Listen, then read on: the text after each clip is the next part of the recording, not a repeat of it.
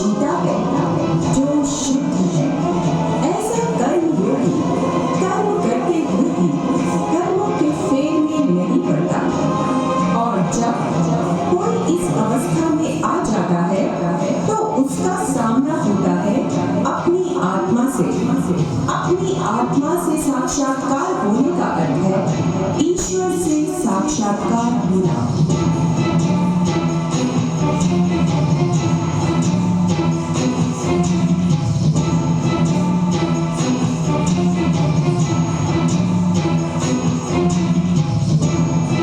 गीता के अध्याय 6 आत्म संयम योग में श्री कृष्ण कहते हैं कि बंधुरात्मात्मनस्तस्य हीनात्मैवात्मना जितः अनात्मनस्तु शत्रुत्वते वर्तते तमैव शत्रुवत्।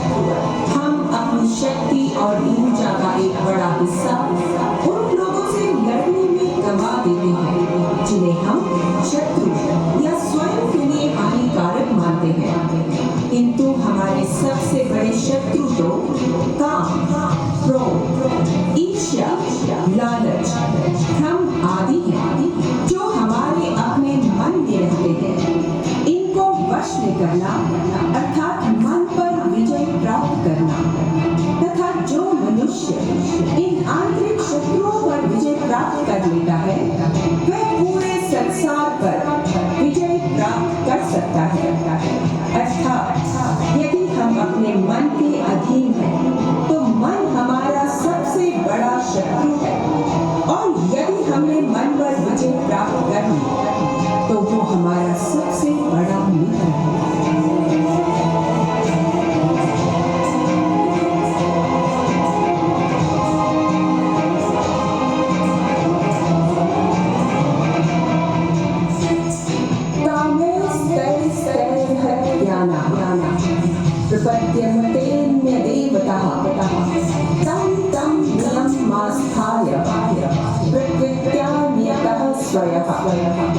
इस संसार में रहते हुए भी जो ज्ञान अर्जित कर भौतिक इच्छाओं से दूर हो जाते हैं वे दिव्य देवताओं के सामने आत्मसमर्पण कर देते हैं तथा उन्हीं के मार्गदर्शन अनुसार जीवन यापन करते हैं।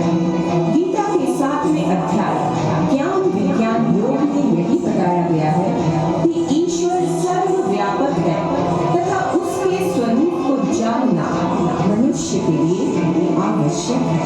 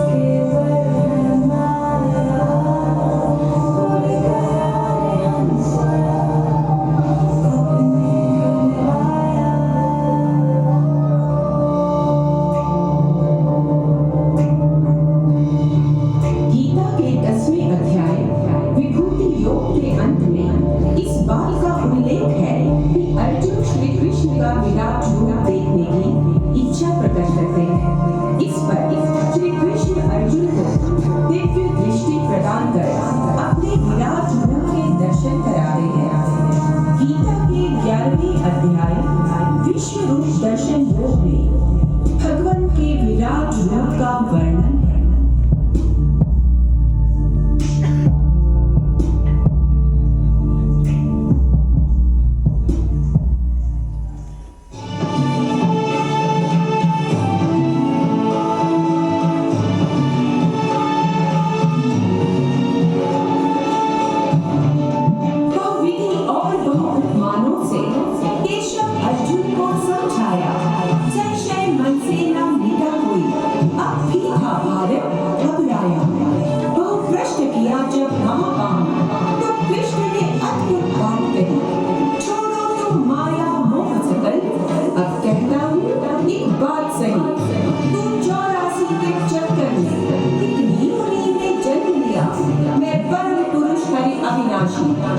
जन्मा मरा न